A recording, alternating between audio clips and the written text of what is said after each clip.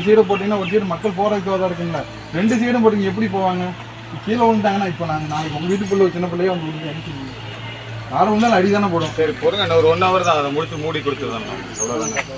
இதுக்கு நேரம் சாக்கடை தண்ணி உள்ள வந்து எடுத்துக்கிறது எனக்கு மழை பெஞ்சு இல்லை. நேற்று தோண்டி நீ நேற்றே முடிச்சு கொடுத்துருங்க. நீங்கள் காலையிலேருந்து மழை பெஞ்சு 24 மணி நேரம் பெஞ்சிக்கிட்டே இருக்குங்களா?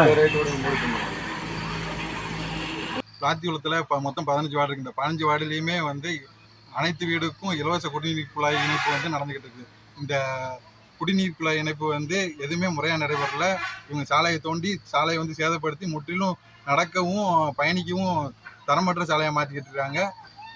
இதை வந்து மக்களிடையே வந்து அதிக எதிர்ப்பு இருக்கு. இந்த திட்டத்துக்கு நார்மலாக உள்ள குடிநீர் குழாயுமே இவங்க தோன்றதில் டேமேஜ் ஆகிடுது.